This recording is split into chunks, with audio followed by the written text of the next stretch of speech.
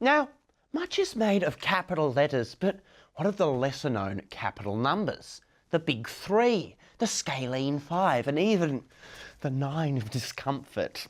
We'll have more on capital numbers later in the show, but for now, trams!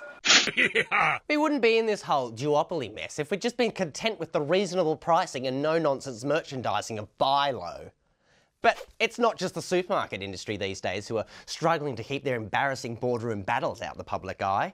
The rock and roll odyssey that is The Wiggles have roared back into the tabloids for the first time since the overdose of Wags the dog. Bizarre new courtroom laws have allowed our cameras exclusive access to what's shaping up to be a trial for all ages. Notable Galilean Jesus Christ was killed yesterday by United States Special Forces in a botched coup of heaven. A source from inside the pearly gates told our reporter heaven maintains their commitment to a nuclear project in spite of stateside pressure. Yes. Well, welcome back to The Struggle. Now, in December of last year, a heartbreaking story emerged as the Launceston City Council announced that the famous Launceston Botanic Garden monkeys were to be sterilised after persistent inbreeding. What sounded to me like a death note for the greyhound racing industry turned out to be not that. Apparently the dogs just run on their own, who knew? As the MAGA movement fractures and cracks under the fallout of original island boy Jeff Epstein's Trump links, the notion that there's no greater catalyst for social upheaval than society's unquenchable pedophile bloodlust becomes ever clearer. Now, many people, scientists chief among them, believe that the Earth is hundreds and hundreds of years old. But this conclusion leaves us with a single question. If we humans are here today with the luxuries of mobile app food delivery and continental instant rice, what did the proto-humans, the cave-dwelling ape folk, eat to survive? The answer, animals. Earlier this year, public discourse was inundated with discussion over whether a woman is safer alone in the woods with a man or with a bear. We Aussies sadly have been locked out of this debate since the extinction of the Berwick brown bear, until now. Our Ursine wildlife and spaghetti correspondent takes us out bush with this next one. What a beautiful cross-cultural dialogue that was. It's time now that we discuss something altogether less beautiful. I'm talking, of course, about evil wizards. Now, it wouldn't come as a surprise to anyone who's been in the CBD over the last month or so, but the ancient warlock Barentatok has been ruthlessly terrorising Burke Street commuters without recourse. We sent Amy, our most magical correspondent, to try and get an interview with Barentatok, but regrettably he used his cosmic rays to banish her to the Shadow Realm. So here for you now is Amy Caruso, reporting from the Docklands. Once a culture-crushing superorganism, the United Kingdom of Great Britain and Northern Ireland has reached historic new lows in culture, economy, but not funniness. Now just as useless to the global world order as a painted-on parking spot, Jimmy Crimes joins me now via the power of satellite technology to tell us what happened today in the UK. Oh, Jimmy. Thank you, Leo. Drama out of the AFLW over the weekend at the Windy Hill clash between Essendon and St Kilda when, partway through the third quarter, a golden crater appeared in the sky and the entire Saints lineup was raptured into the heavens. But one can hardly blame St Kilda for harnessing the power of the divine rather than traditional air travel to get around. Delayed flight times, shoddy service and rows upon rows of ugly, ugly passengers is enough to make any flight unbearable. That is, without at least $11 million of meth up the bum.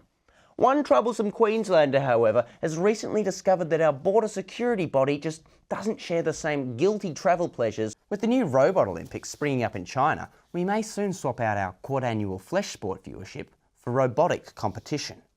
Just imagine Johnny Five next to C-3PO, C-3PO next to a Roomba, Roomba next to Oscar Pistorius. Welcome back to The Struggle. What the hell is that thing?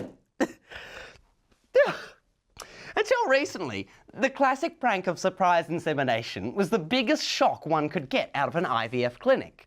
But somehow, the clowns at the Queensland Fertility Group have managed to outdo themselves, offering mystery sperm inseminations to patients.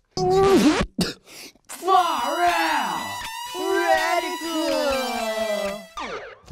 Every Monday, I appear in your living rooms to yell unchecked news copy at your parents in the time-honoured tradition of the News Corp anchor.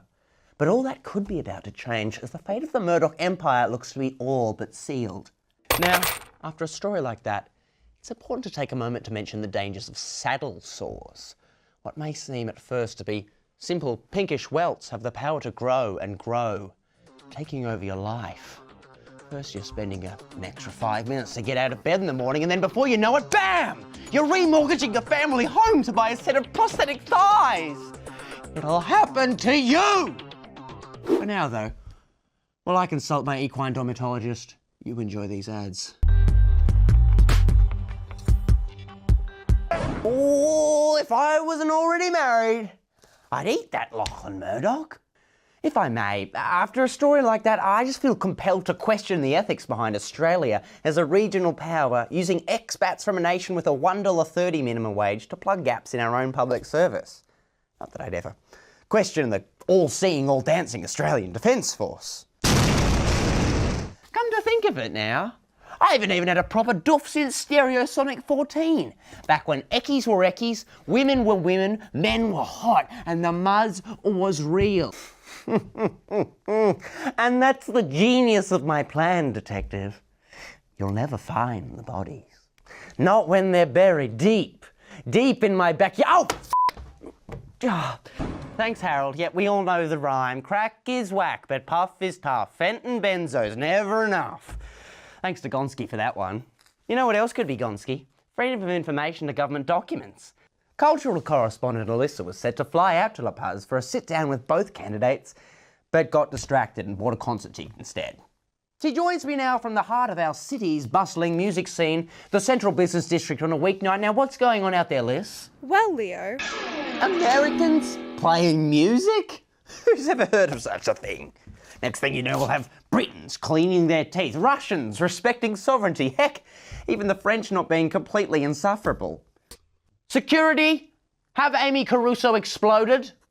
After Sydney wept their way through their wettest winter in 18 years, many Melburnians have found themselves lost in a city devoid of its soul, no longer the great rainmaker. Stop it! Stop! Away! Another look now inside the world of the working man as 3 local salarymen sent in this report on a potentially perilous development coming soon to Aussie roads. Oversharing of family drama aside, we have to talk about our global family, because Auntie China's kids, they're not doing too well right now. Rather than calling or texting or even consulting the Monash School of International Relations and the occult, we sent Eleanor and a camera crew to the best psychic we could find. And then the best psychic we could afford. See for yourself. And may I say, what a pleasure it is for us all to be back. As much as I love to spend my time whittling scrimshaw and building boats in bottles, sitting around all day like some kind of couch marrow just doesn't titillate the senses like breaking week-old news does. Still to come on tonight's struggle, I sit down with the host of the upcoming 7 Zoos, a look inside asbestos, and some filthy, filthy limericks. Stay tuned. The Struggle at Large would like to end tonight's program by affirming our support for the sovereignty of the Venezuelan people. That is, until we can get our own hands on some of that sweet, sweet oil. Oil. But with that, another slickback struggle slips and slides to a close. And that's weather. Yes, it is, Toby. And you know what else it is? The end of tonight's struggle.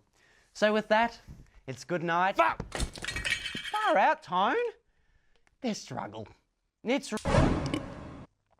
But with all that and 2 bags of chips, our last struggle for the season crinkles and cuts to a close. And I'd say it's been a pretty good one too, wouldn't you, Dr. Toby? Yes, and are we staying away from sugary drinks? Yes, we are.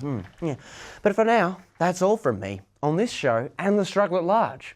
I'd like to thank all our viewers for having me here on your chosen device over these last 4 seasons. But with that, for one final time, it's good night and good luck.